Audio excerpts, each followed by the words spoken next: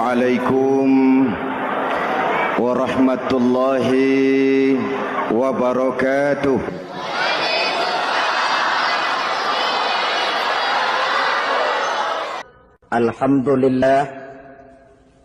Alhamdulillahillazi ja'ala Ramadhana syahra siyama lil mu'minin.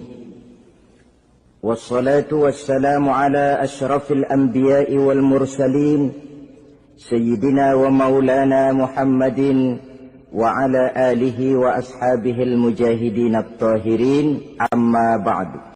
Idul Fitri ini tidak bisa dilepaskan kaitannya dengan ibadah Ramadan. Hanya oleh karena kita melaksanakan ibadah Ramadan, maka kita rayakan Idul Fitri. Dengan bahasa yang lebih langsung, sebenarnya yang berhak merayakan Idul Fitri mereka yang mengisi Ramadan dengan kegiatan ibadah. Saudara-saudara kaum muslimin yang berbahagia, lalu bagaimana prosesnya?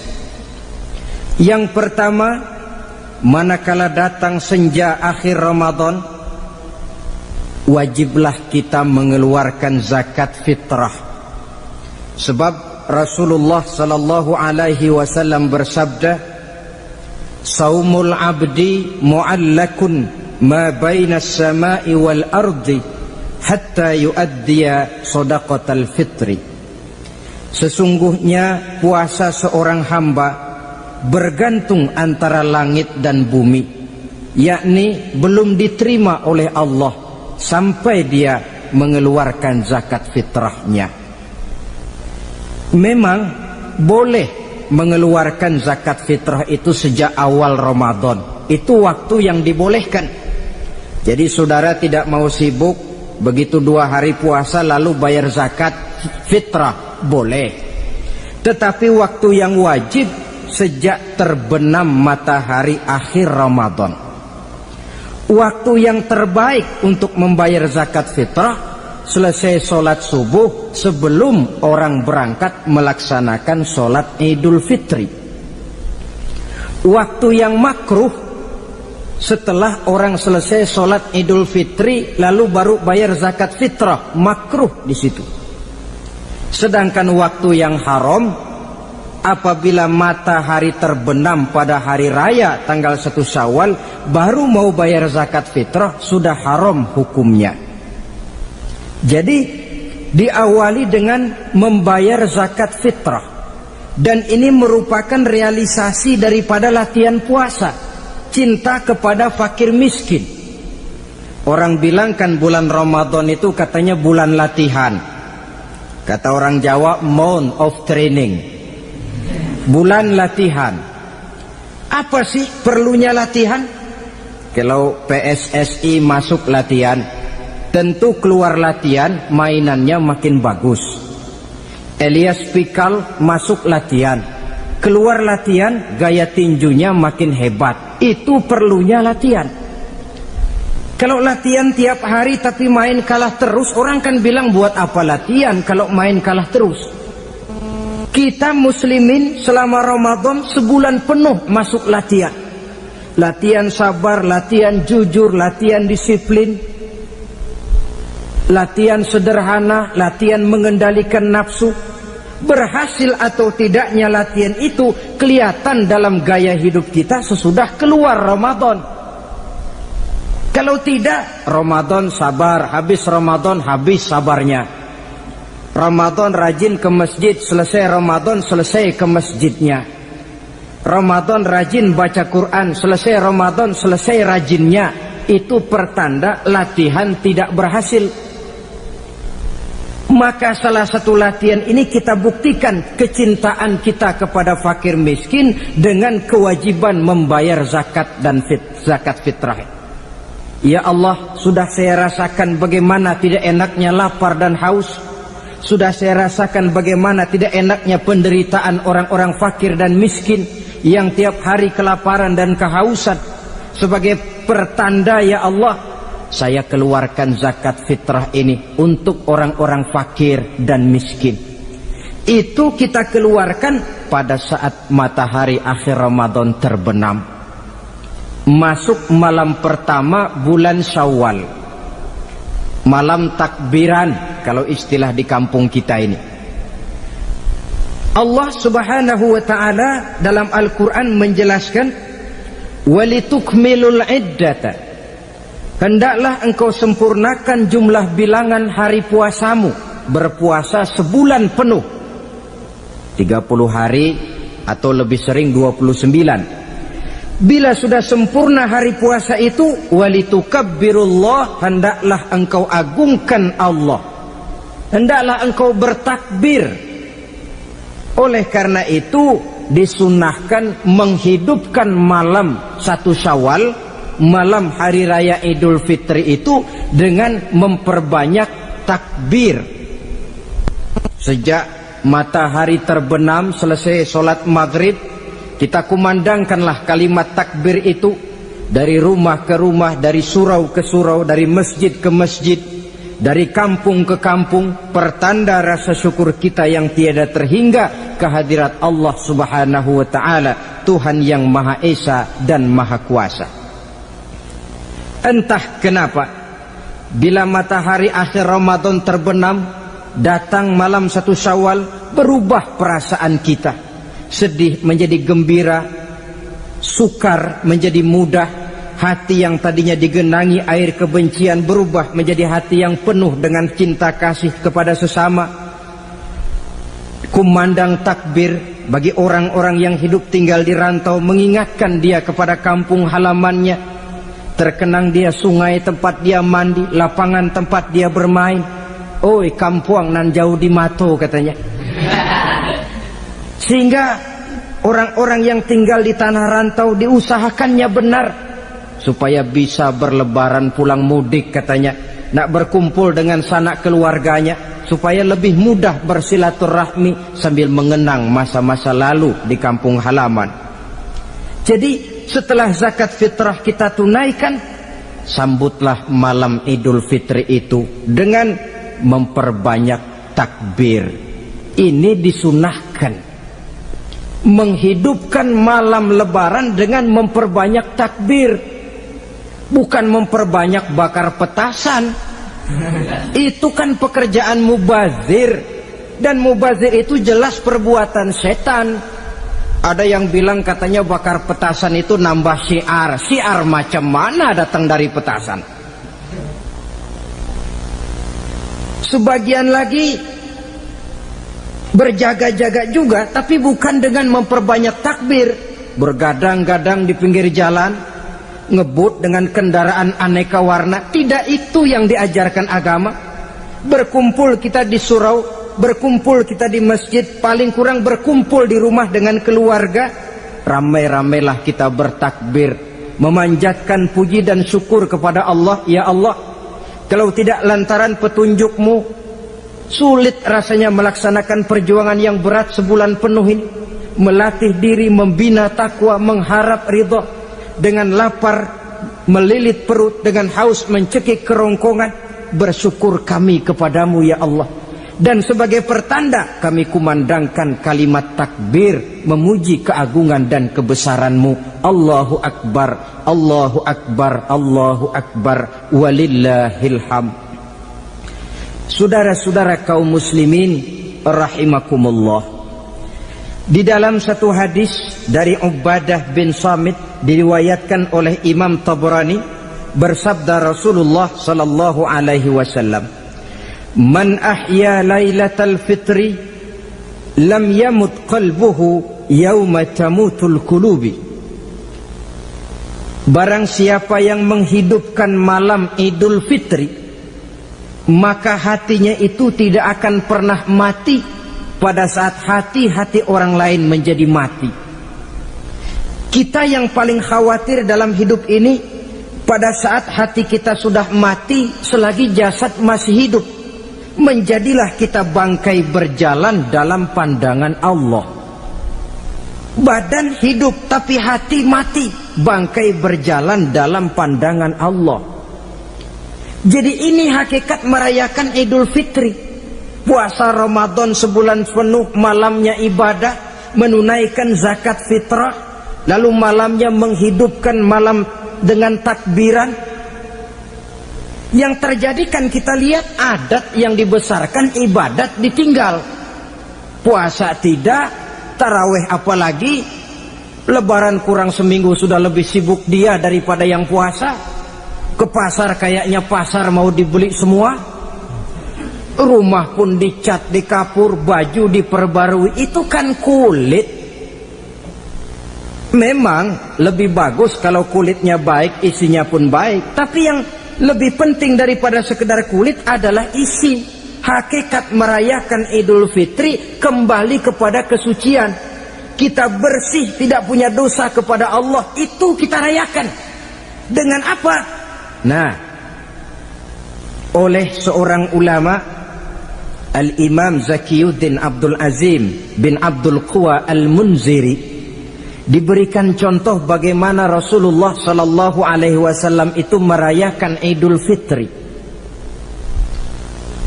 Beliau berkata, yuhibbu Sallallahu Alaihi Wasallam ayyuqabilal Ida bil bisri was surur. Rasulullah Sallallahu Alaihi Wasallam cinta, senang menyambut Idul Fitri bil bisri was surur, dengan muka gembira dan dengan sikap sukacita.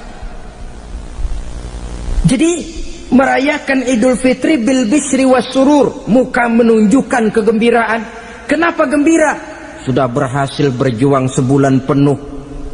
Bukan gembira lantaran di rumah banyak dodol, kue, pakaian serba baru, sepatu pun serba baru. Bukan itu yang kita gembira. Gembira lantaran telah berhasil berjuang mengalahkan nafsu, memenuhi perintah Allah, melaksanakan puasa.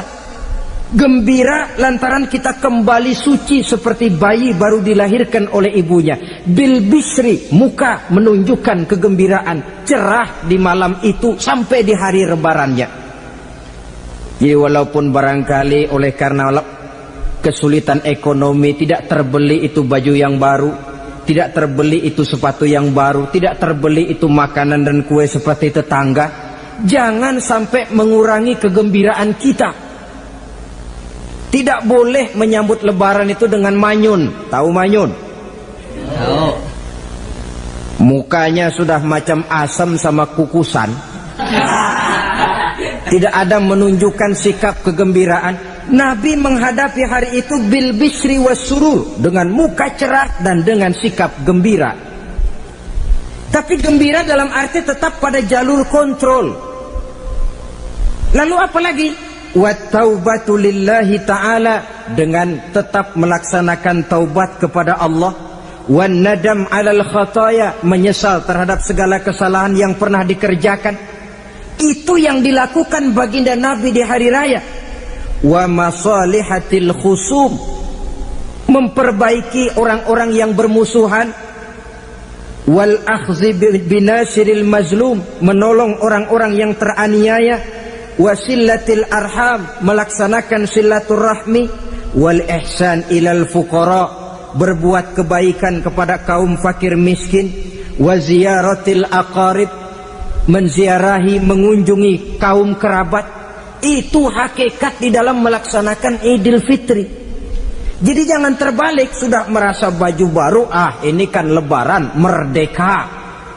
Kalau kemarin Ramadan kita dikekang, tidak boleh begini, tidak boleh begitu, sekarang sudah keluar Ramadan, merdeka. Lalu dirayakannya Idul Fitri dengan bermabuk-mabukan, dengan judi, dengan perbuatan zina. Itu sama saja dengan baju baru habis dicuci sudah diceburin lagi ke dalam comberan. Ini kan ibarat baju masuk Ramadan dicuci sebersih-bersihnya, keluar Ramadan masuk lebaran tetaplah berusaha menjaga kebersihan itu. Kalau ditinggalkan Ramadan merasa merdeka, melemparkan lagi diri ke lembah dosa, sama saja baju yang sudah putih bersih ditriska bagus-bagus, tapi lalu dilemparkan lagi ke dalam comberan. Na'udzubillah min zalik. Saudara-saudara kaum muslimin yang berbahagia, jadi setelah zakat fitrah kita bayar, hidupkan malam Idul Fitri itu dengan mengumandangkan kalimat takbir. Lalu bila datang sholat subuh di pagi hari pertama bulan Syawal, kita laksanakanlah sholat subuh itu berjamaah. Jangan sampai terbalik, saking kepengennya sholat Idul Fitri, subuhnya enggak. Ini kan sama saja kata orang nyari jarum kapak hilang. Tak membela yang sunnah, yang wajib disia-siakan. Sholat Idul Fitri itu sunnah saja hukumnya. Sholat subuh wajib. Masakan yang wajib kita tinggalkan, lalu yang sunnah kita kejar-kejar? Terbalik tentunya. Lalu manakala usai kita sholat subuh masih mengumandangkan takbir, bersiap-siaplah kita untuk berangkat menunaikan sholat Idul Fitri. 2 rakaat, lalu diiringi dengan khutbah hari raya Idul Fitri. 2 khutbah seperti khutbah Jumat itu, khutbah pertama dan khutbah kedua. Kalau selesai melaksanakan sholat Idul Fitri, maka kembalilah kita ke rumah dengan suasana gembira. Untuk apa? Untuk berhalal bihalal. Istilahnya untuk berlebaran, saling meminta maaf. Kenapa? Dengan ibadah Ramadan, dosa kita kepada Allah insya Allah bersih. Tapi kan kita tidak cuma berbuat dosa kepada Allah, kita juga berbuat salah kepada sesama manusia. Dosa kepada Allah, taubat langsung kepadanya, sonder pakai calo. Tidak bisa saudara bikin dosa kepada Allah, datang ke rumah saya, Pak inilah saya kasih uang, tolong mintakan taubat saya kepada Allah. Ya tidak bisa. Dosa kepada Allah langsung bertaubat kepadanya. Tapi dosa kepada sesama manusia, Allah belum akan memberikan ampun kalau kita belum minta maaf kepada yang bersangkutan. Ini sulitnya. Kalau saudara dosa meninggalkan sholat, taubat kepada Allah. Tapi kalau dosa kepada sesama manusia, saudara mencuri sendal orang, cara taubatnya bagaimana? Pertama menyesal kenapa mencuri, yang kedua berjanji tidak akan mencuri lagi, yang ketiga meninggalkan perbuatan mencuri, dan yang keempat sendal orang pulangin. Tidak bisa saudara mencuri sendal, Tuhan taubat, nggak lagi-lagi nyolong sendal, tapi sendal orang dibekap terus, nggak dipulang-pulangin, ya tidak termasuk taubat itu. Itulah sebabnya selesai sholat Idul Fitri, kita pun meminta maaf. Nah, siapa yang harus lebih utama kita mintakan maaf? Satu riwayat menjelaskan bahwa selesai sholat Idul Fitri, para sahabat mendengar Rasul mengucapkan amin sampai 3 kali. Amin, amin, amin. Heran para sahabat, ini Rasulullah tidak ada angin, tidak ada hujan, kenapa amin sampai 3 kali? Mereka pun bertanya, ya Rasul, tadi amin sampai 3 kali kenapa? Kalian tidak tahu? Tidak tahu ya Rasul. Begini, tadi itu selesai sholat, turun malaikat Jibril kepada saya. Beliau berkata, ya Muhammad, saya hendak berdoa kepada Allah, maukah kau mengaminkan? Silahkan Jibril, berdoalah, saya akan mengaminkan. Rasul berdoa, Nabi mengaminkan. Doanya berisi 3 macam permohonan, maka Rasul pun 3 kali mengucapkan amin. Logikanya, kalau sudah malaikat Jibril yang berdoa, lalu Rasul yang mengaminkan, apa iya doanya itu meleset? Apa isi doa malaikat Jibril? Yang pertama doa beliau, ya Allah, hari ini 1 Syawal ketika itu, saya mohon kepadamu, janganlah engkau terima puasa dan ibadahnya anak yang durhaka kepada kedua orang tuanya. Rasul di belakang, amin. Anak yang durhaka kepada ibu bapaknya. Ya Ramadan dia puasa di siang hari, malam dia taraweh, dia tadarus Al-Quran. Kalau sudah durhaka kepada ibu bapaknya, ibadahnya didoakan oleh malaikat Jibril, diaminkan oleh Rasul agar tidak diterima oleh Allah Subhanahu wa ta'ala. Sebab itu manakala usai sholat Idul Fitri, pulang kita ke rumah, bersimpuhlah kepada ibu bapak, meminta maafnya, meminta ridhonya.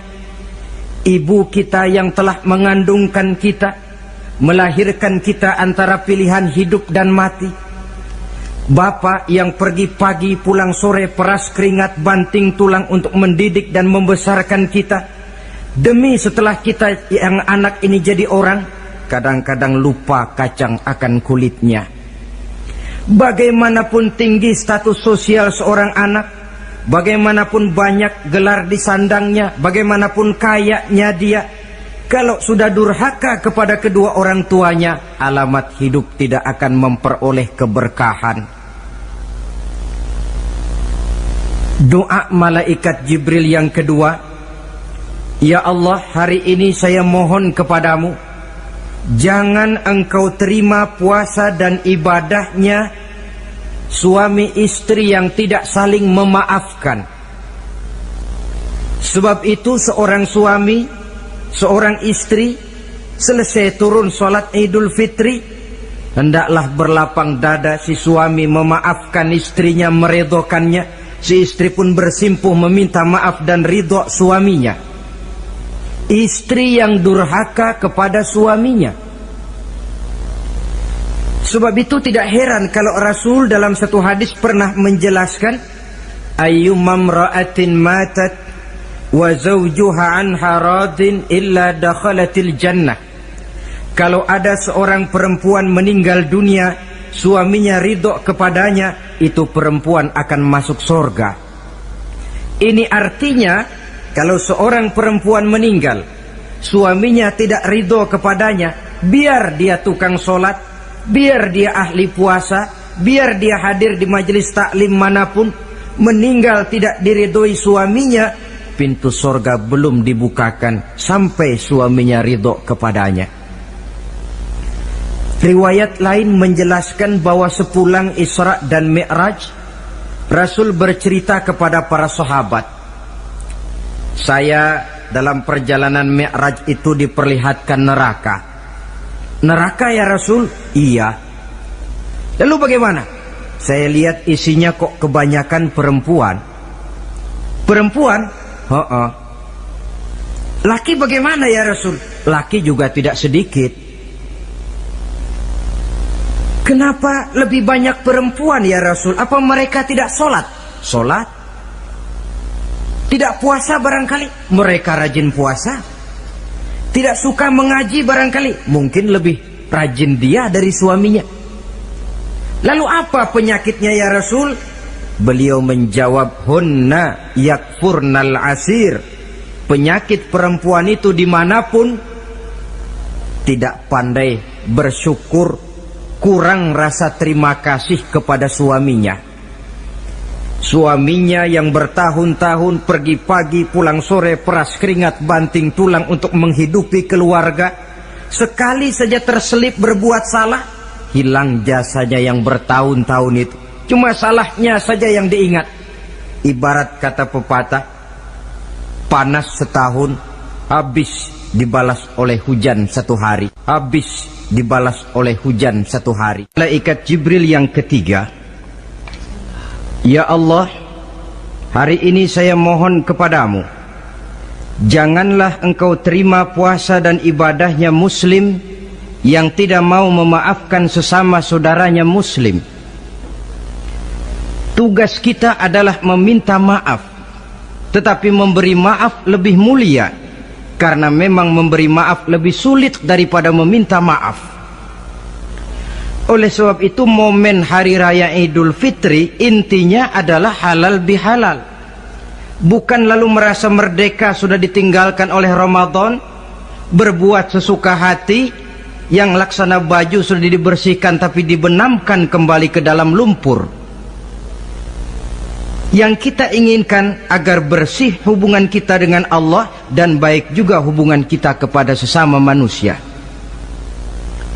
Hadis yang kedua, pada suatu hari ketika kumpul dengan para sahabat, Rasul bertanya, "Atadruna manil muflis?" Saudara-saudara, tahu nggak siapa orang bangkrut, orang sial, orang yang tidak beruntung itu siapa? Pertanyaan yang menarik. Jawaban sahabat macam-macam. Ada yang bilang, "Al-muflisu fina man la dirham lahu wa la mata'." Ya Rasul, menurut pendapat kami, orang yang bangkrut, orang yang sial, yang tidak punya duit dan tidak punya harta. Itu jawab sahabat, dan begitu jawab banyak orang sekarang. Siapa yang banyak uang, raja dia. Yang tidak punya uang, bangkrut dia. Sampai-sampai pepatah orang Arab bilang, "Innad darahima fil amakini kulliha taksur rijala mahabatan wa jalala." Uang itu di mana-mana katanya bikin hebat orang yang memilikinya. Coba lihat orang yang tidak punya uang dengan yang punya uang, jangan gaya hidupnya, gaya jalannya saja lain. Coba orang kerja itu hari Kamis sama hari Sabtu lain jalannya. Hari Kamis loyo, lesu, manyun. Tapi kalau sudah hari Sabtu gagah bukan main. Kenapa? Ada uang di kantongnya. Wahia lisanun liman arada fasahatan. Uang adalah lidah yang paling fasih untuk bicara. Bicara lidah macet, coba uang yang bicara talk chair. Wahia silahun liman arada qitalan. Uang juga senjata paling ampuh bagi orang yang mau maju ke medan perang. Tapi apa benar begitu? Rasul menjawab, "Innal muflisa min ummati." Orang yang bangkrut dari golongan umatku. Umatku, bukan orang lain. Bukan mereka yang tidak punya uang, kata Rasul. Bukan mereka yang tidak banyak hartanya. Orang yang bangkrut dari golongan umatku, may ya'ti yaumal qiyamah bisolatin wa siyamin wa zakatin. Orang yang di hari kiamat nanti datang menghadap Allah dengan membawa pahala solat. Sebab waktu di dunia dia tukang solat. Menghadap Allah dia setor, "Ya Allah, ini pahala solat saya. Solat wajibnya, solat sunnah rawatib, nawafilnya. Wasiyamin, pahala puasa juga dia bawa setor kepada Allah. Baik puasa wajib Ramadan, puasa sunnah Senin Kemis, puasa sunnah 6 hari di bulan Syawal. Wa zakatin, pahala zakatnya juga dia bawa menghadap Allah di satu pihak. Cuma sayang, kata Allah, wa ya'ti qad syatama haza. Dia juga datang membawa dosa karena pernah mencaci maki orang. Wa qazafa haza, pernah memfitnah orang. Wa akala mala haza, pernah memakan harta orang dengan cara yang batil. Wa syafaka dama haza, mengalirkan darah orang tanpa alasan yang benar. Di satu pihak datang membawa pahala ibadah, di lain pihak datang menyandang dosa kepada manusia. Kalau ini yang terjadi, bagaimana nasib kita? Kata baginda Rasul, maka diambillah dosa orang yang pernah kita fitnah. Untuk apa? Diberikan kita. Sudah enak-enak, "Ya Allah, ini pahala solat saya." Tahu-tahu datang orang, "Sebentar ya Allah, orang ini waktu di dunia memang ahli solat, tapi saya tanpa salah pernah difitnah. Sakit hati saya, hancur nama baik saya lantaran ulahnya. Saya menuntut keadilan." "Benar, orang ini pernah kau fitnah?" "Benar ya Allah." "Kalau begitu pahala solatmu sini, kasihin orang yang kau fitnah." Habis pahala solat, datang lagi orang menagih, "Ya Allah, dia memang waktu di dunia ahli bayar zakat, tapi juga dia sering makan harta orang dengan cara yang batil." "Benar?" "Benar ya Allah." "Sini, pahala zakatmu berikan kepada orang yang hartanya kau makan dengan cara yang batil." "Fa in faniyat hasanatuhu qabla ayyuqda ma alaihi." Kalau pahala kebaikannya sudah habis untuk nutup hutang dosa, sementara tagihan datang terus, ukhiza min khotoyahum, maka diambillah dosa orang-orang yang pernah kita fitnah, kita caci maki, kita zolimi, untuk diberikan kepada kita. Apa enggak bangkrut ini? Sudah pahala dipretelin, dosa dikasih lagi. Ibarat orang dagang, modal habis, tagihan utang datang terus. Apa pasalnya ini? Dia cuma baik kepada Allah, sholatnya betul, puasanya bagus, zakat dia bayar, tapi kepada sesama manusia dia tukang fitnah, tukang mencaci maki, ahli makan harta orang dengan cara yang batil. Bangkrut nasibnya di akhirat nanti. Maka keliru kalau momen Idul Fitri itu dimanfaatkan untuk sesuatu yang merusak arti kesucian, merusak arti fitrah. Mari kita dengarkan hadis dari Wahab bin Munabbah. Inna iblis alaihi la'nah yasihu fi kulli yaumi idin. Iblis tiap hari raya Idul Fitri teriak-teriak. Akibat teriakannya, laskarnya, bala tentaranya kumpul. Ya Sayyidana, man aghdabuka? Wahai junjungan kami, kata bala tentara iblis ini, kenapa teriak-teriak macam itu? Apa yang bikin Tuhan begitu jengkel? Kasih tahu saja sama kami biar kami hancurkan siapa yang telah menyakitkan hati Tuhan. Kata iblis, tidak ada yang nyakitin hati saya. Cuma kamu perlu tahu, kata iblis, innallaha qad ghafara li hazihil ummah fi hadzal yaum. Hari ini, hari Idul Fitri, Allah telah mengampunkan dosa umat yang berpuasa. Itu yang nyakitin hati saya. Setengah mati saya menggoda mereka, supaya mereka mabuk, supaya mereka zina, supaya mereka judi, supaya mereka merusak. Mereka puasa di bulan Ramadan, hari ini Allah ampunkan dosa mereka. Apa enggak sakit hati saya? Lalu apa tugas kami, Tuhan? Kata tentara iblis ini, fa'alaikum an tusghiluhum bil lazat wasyahawat wa syurbil khamr.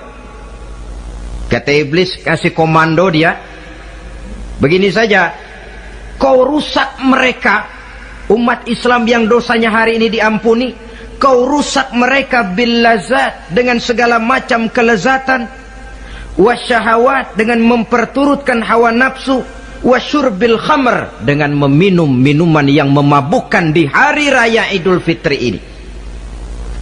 Jadi kalau mereka datang bermaaf-maafan, Allah sudah mengampuni dosa mereka, tolong kau rusak suasana itu, tanamkan kepada mereka supaya menikmati hari ini dengan segala macam kelezatan, memperturutkan hawa nafsunya, meminum minuman keras, hanyut di meja judi, sehingga melupakan arti hakikat Idul Fitri yang sebenarnya.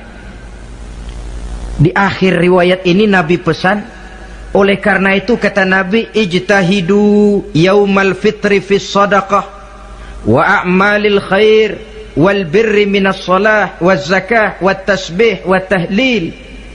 Oleh sebab itu kata Nabi, hati-hatilah kamu, sungguh-sungguhlah kamu pada hari Idul Fitri ini melaksanakan segala macam kebajikan seperti sedekah, perbuatan baik, solat, zakat, mengucapkan tasbih, tahlil, karena hari ini Allah telah mengampunkan dosa kamu. Jadi jangan dinodai hari yang bersih itu dengan perbuatan-perbuatan yang tercela. Inilah kelirunya kalau adat lebih dibesarkan daripada ibadat. Kalau menyambut Idul Fitri itu yang lebih diutamakan baju barunya, pakaian serba barunya, rumah serba bersihnya, lalu fasilitas serba adanya, lupa kepada intinya, manusia akan mudah terjerumus menodai hari yang suci dengan perbuatan yang kotor.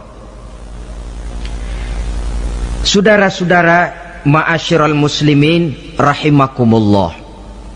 Karena itu Rasulullah sallallahu alaihi wasallam pernah menjelaskan apa hakikat hari raya sebenarnya. Beliau berkata, lil mu'mini khamsatu a'yad. Orang beriman mempunyai 5 hari raya. Yang kita tahu kan gampangnya Idul Fitri, Idul Adha, kan itu? Ya. Rasul berkata, orang beriman sebenarnya mempunyai 5 hari raya. Hari raya yang dia rayakan dengan kegembiraan. Kapan saja itu? Pertama, kullu yaumin yamurru 'alal mu'min wa la yuktabu 'alaihi zanbun. Setiap hari yang dilalui oleh seorang mukmin tanpa Allah menulis dosanya, itulah hari raya baginya. Jadi kalau berlalu 1 hari dan hari itu kita tidak melakukan dosa satupun, itu hari raya. Dengan kata lain, bergembiralah seorang mukmin kalau dia bisa melewati 1 hari tanpa di hari itu dia melakukan dosa. Itu hari raya. Aduh, saya girang benar hari ini. Kenapa? Hari ini tidak ada dosa yang saya kerjakan rasanya. Hari raya pertama adalah hari di mana kita lewati tanpa melakukan dosa. Kira-kira bisa nggak 1 hari lewat tanpa dosa? Ya, bukan cuma sekedar mau, tapi berusaha untuk bisa. Ini hari raya yang pertama. Yang kedua, kata Nabi, al-yaumul ladzi yakhruju fihi minad dunya bil iman wasyahadah wal ismah min kaidis syaitan. Hari di mana dia keluar meninggalkan dunia ini, kembali kepada Allah bil iman, dengan membawa iman, wasyahadah, mengucapkan 2 kalimat syahadat, wal ismah min kaidis syaitan, dan selamat dari tipu daya setan. Saudara-saudara, mati membawa iman, sempat mengucapkan 2 kalimat syahadat, selamat dari tipu daya setan, itu hari raya kita. Sebab apa? Yang paling kita khawatir kalau sudah meninggalkan dunia tanpa membawa iman, tidak sempat mengucapkan 2 kalimat syahadat. Nah, supaya kita mati bisa mengucapkan 2 kalimat syahadat, caranya bagaimana? Ya tergantung latihan dan kebiasaan. Orang kepengen kaya mesti latihan kaya. Orang kepengen bisa nyanyi mesti latihan nyanyi. Orang yang dalam hidupnya sering mengucapkan 2 kalimat syahadat, insya Allah di akhir hayatnya pun kalimat itu yang akan diucapkannya. Makanya kalau Allah pesan, la tamutunna illa wa antum muslimun, jangan kamu mati kecuali dalam Islam. Bagaimana supaya kita mati dalam Islam? Hidup ini pun biasakan dalam Islam. Hanya mereka yang membiasakan hidup secara Islam, insya Allah bisa mati dalam lingkungan Islam. Ini hari raya yang kedua. Yang ketiga, al-yaumul ladzi yujawizu fihi sirat wa ya'manu min ahwalil qiyamah. Hari di mana dia lewat di atas sirat dan aman dari huru-hara hari kiamat. Lewat di atas sirat dengan selamat, itu hari raya yang membawa kegembiraan. Yang keempat, al-yaumul ladzi yadkhulu fihi al-jannah wa ya'manu minal jahim. Hari di mana dia masuk ke dalam surga dan aman dari siksaan neraka. Hari raya terakhir, al-yaumul ladzi yanzuru fihi ila rabbih. Hari di mana dia bertemu dengan Allah Tuhannya. Itu hari raya terbesar. Masuk surga itu enak, tapi bertemu Allah jauh lebih enak. Sama saja kita masuk istana negara itu nikmat, tapi bertemu presiden jauh lebih nikmat. Mungkin begitu masuk istana negara kita heran, kagum melihat lukisan, melihat dekorasi, tapi begitu bertemu dengan kepala negara, lupa kita dengan indahnya bangunan istana negara. Mungkin ketika masuk surga kita kagum, begitu luar biasa kenikmatannya. Ketika bertemu dengan Allah, hilang kenikmatan surga, tertutup oleh nikmatnya bertemu Allah. Ma'asyiral muslimin rahimakumullah. Nah, lalu ada satu tradisi di negara kita ini yang disebut acara halal bihalal. Di Arab ini tidak ada. Dan memang halal bihalal itu bahasa Arab yang di Arab sendiri tidak terpakai. Halalun bihalalin artinya saling halal menghalalkan. Maksudnya saling maaf memaafkan. Kemarin saudara tanpa salah saya pukul, haram. Kesempatan ini tolong dihalalkan, artinya tolong dimaafkan. Karena kita bertemu seorang-seorang sulit, datang dari rumah ke rumah pun memakan waktu. Biasanya pun orang mengadakan acara kumpul, entah itu organisasi, entah itu kantor, entah itu keluarga besar, kumpul dalam satu acara yang lazimnya mereka sebut dengan halal bihalal. Rangkaiannya tidak terpisahkan dari puasa Ramadan, Idul Fitri, dan halal bihalal. Artinya karena kita melaksanakan puasa di bulan Ramadan, maka kita rayakan Idul Fitri. Di dalam merayakan Idul Fitri, kita laksanakan acara halal bihalal. Tidak terpisahkan. Tapi rupanya halal bihalal ini sudah jadi milik nasional. Ya, kita ikut bersyukur menjadi milik nasional. Tetapi yang paling merasakan nikmatnya tentu mereka yang mengikuti prosesnya sejak semula. Pelaksanaan ibadah puasa, melaksanakan zakat fitrah, menunaikan sholat Idul Fitri, sampai kepada berhalal bihalal.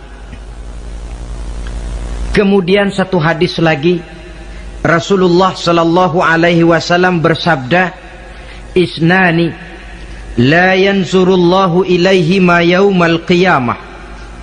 Ada dua golongan manusia yang di hari akhirat nanti tidak akan dipandang oleh Allah, tidak akan diopeni oleh Allah. Siapa mereka? Pertama qati'ur rahim, yang kedua jarus su'i, orang yang memutuskan silaturahmi, dan tetangga yang jahat dengan tetangganya. Sebagai uraian penutup, saya ingin mengajak kita semua untuk merenungi firman Allah dalam surah Al-A'la ayat 14 sampai dengan ayat 17. Qad aflaha man tazakka wa dzakara isma rabbih fasalla bal tu'thiruna al-hayata ad-dunya wal akhiratu khairu wa abqa. Qad aflaha man tazakka, sungguh telah beruntunglah orang-orang yang membersihkan dirinya. Ada yang mentafsirkan sungguh beruntung orang-orang yang telah menunaikan zakatnya. Sebab apa? Diri, jiwa ini kan bukan milik kita, milik Allah. Kita ini cuma hak pakai. Seperti saudara ini baju saya, saudara punya hak pakai. Kalau waktu saya ambil baju itu kotor, tentu marah saya sebagai pemiliknya. Tetapi ketika saya ambil baju itu memang bersih, terpelihara dengan baik, senang hati saya. Qad aflaha man tazakka, sungguh telah beruntung orang-orang yang membersihkan jiwanya. Dia puasa di bulan Ramadan, malamnya dia tarawih, zakat fitrah pun dia bayar. Wa dzakara isma rabbih, lalu dia menyebut nama Tuhannya dengan mengumandangkan takbir, bersahut-sahutan di malam hari raya Idul Fitri itu. Fasalla, lalu dia laksanakan solat Idul Fitri. Lalu apa? Bal tu'thirunal hayatad dunya, tapi mengapa kamu lebih memilih gemerlapnya dunia, melupakan inti, melupakan isi dengan mengambil kulit, merayakan Idul Fitri dengan lupa diri, lupa daratan, bermabuk-mabukan, tenggelam di meja judi, hanyut di lembah zina. Bal tu'sirunal hayatad dunya, kau utamakan megahnya dunia, kau kejar gemerlapnya dunia, kau lupa hakikat Idul Fitri itu. Wal akhiratu khairun wa abqa, padahal akhirat itu lebih baik dan lebih kekal bagi kamu. Dunia yang segala kemampuan yang ada kita kerahkan untuk mengejarnya, merupakan kenikmatan yang kalau ketimbang kenikmatan akhirat, berapalah lamanya. Umur orang sekarang paling panjang 80 tahun, jarang yang sampai 100. Jadi kalau Nabi mengatakan ad-dunya sijnul mu'min wa jannatul kafir, dunia adalah penjara bagi orang mukmin dan surga bagi orang kafir, itu betul. Yang salah kadang-kadang hadis ini digunakan sebagai senjata untuk menghantam orang Islam menjadi lemah. Dunia penjara bagi orang mukmin. Apanya yang dipenjara? Nafsunya. Dalam kehidupan di dunia ini, seorang mukmin tidak bebas memperturutkan hawa nafsunya, dipenjara nafsunya. Wa jannatul kafir, tapi dunia ini surga bagi orang kafir. Tidak lagi merupakan penjara, dia bebas memperturutkan hawa nafsunya. Dilarang tidak terlarang, dicegah pun tidak tercegah. Kalau habislah dunia, habislah sudah surganya sampai di situ. Bila datang ajal, selesailah sudah kesenangannya sampai di situ. Saudara-saudara ma'asyiral muslimin rahimakumullah. Oleh karena itu, janganlah di dalam merayakan Idul Fitri ini kita mengutamakan kulit dengan melepaskan isinya. Hari raya fitrah, hari raya kesucian yang seharusnya dirayakan dalam suasana kesucian, jangan dinodai dengan perbuatan-perbuatan kotor yang akan mengundang dosa di dalam kehidupan kita. Sehingga 1 bulan latihan di dalam Ramadan ini mewarnai kehidupan kita 11 bulan berikutnya. Tanda bahwa latihan berhasil, keluar Ramadan gaya hidup kita makin baik. Ada kesinambungan. Jangan cuma Ramadan bisa sabar, selesai Ramadan selesai sabarnya. Ramadan rajin ke masjid, selesai Ramadan selesai rajinnya. Ramadan cinta kepada yatim piatu dan fakir miskin, selesai Ramadan malah kejam kepada yatim dan orang-orang miskin. Latihan tidak akan membawa hasil seperti yang diharapkan. Puncaknya tercapailah tujuan daripada pelaksanaan ibadah puasa, la'allakum tattaqun, agar dengan pelaksanaan ibadah puasa kamu menjadi manusia yang bertakwa kepada Allah. Bukankah di sini harga dan nilai daripada manusia? Jadi puasa dengan kemampuan mengendalikan diri, dengan kesederhanaan, dengan disiplin, dengan cinta kepada fakir miskin, seluruhnya bertujuan membentuk manusia yang bertakwa. Dan saya yakin bukan suatu kebetulan kalau di dalam GBHN, garis besar haluan negara kita, dirumuskan bahwa tujuan pendidikan di Indonesia membentuk manusia yang bertakwa kepada Tuhan yang Maha Esa. Saya yakin itu bukan kebetulan. Saya percaya itu bukan hasil lamunan karena yang duduk di DPR, MPR orang bonafid semua. Tujuan pendidikan, apapun nama pendidikan itu, harus mengarahkan, membawa manusia Indonesia menjadi orang yang bertakwa kepada Tuhan. Dan dalam artian kita, takwa itu tidak lain kemampuan melaksanakan segala yang diperintah Allah dan kesanggupan menjauhi segala yang dilarangnya. Ma'asyiral muslimin rahimakumullah. Karena itu saya ingat benar, orang-orang tua kita itu betul. Kalau dia berlebaran, dia bawa anaknya yang kecil-kecil itu ke rumah keluarga, sanak familinya, diperkenalkan. Ini bibimu, yang itu pamanmu, sebelah sana tuh kakekmu. Apa yang kita ingat di waktu kecil akan tertanam sampai kita besar. Istilahnya tidak kehilangan obor. Tahu keluarga, kenal sanak famili.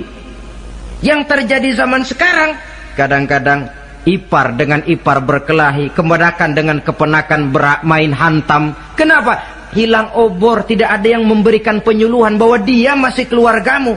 Apa latar belakangnya? Kurangnya silaturahmi. Apalagi remaja sekarang kalau diajak pergi berlebaran kuno keragunan saja ngelihat uak. Ya tidak ada salahnya toh, rekreasi persilakan. Keragunan kah, ke Taman Mini kah, ke Taman Impian Jaya Ancol kah. Tetapi silaturahmi ini utamakan. kunjungi keluarga, kunjungi sanak famili, handai tolat. Sebab apabila silaturahmi ini sudah retak, pada akhirnya kita kehilangan obor. Manakala sudah kehilangan obor, boleh jadi kita tidak akan saling mengenal satu dengan lainnya. Bukankah adat hidup katanya tolong menolong? Bila kita merupakan satu keluarga besar, mungkin ada kelemahan di bidang pendidikan, yang lain maju di bidang ekonomi, saling membantu sehingga terwujud di mana yang satu menunjang kemajuan bagi yang lainnya. Saudara-saudara, inilah pembicaraan kita pada pertemuan kita kali ini, dengan harapan tentunya mudah-mudahan kita benar-benar masuk dalam kelompok minal aidina wal faizin wa kullu amin wa antum bi khair, termasuk orang yang kembali suci kepada fitrah, beruntung, dan amalan ibadah kita diterima oleh Allah Subhanahu wa taala. Sekian dan demikian, terima kasih atas segala perhatian. Mohon maaf atas segala kekurangan. Usikum wa nafsi bitaqwallah. Wassalamualaikum warahmatullahi wabarakatuh. Waalaikumsalam warahmatullahi wabarakatuh.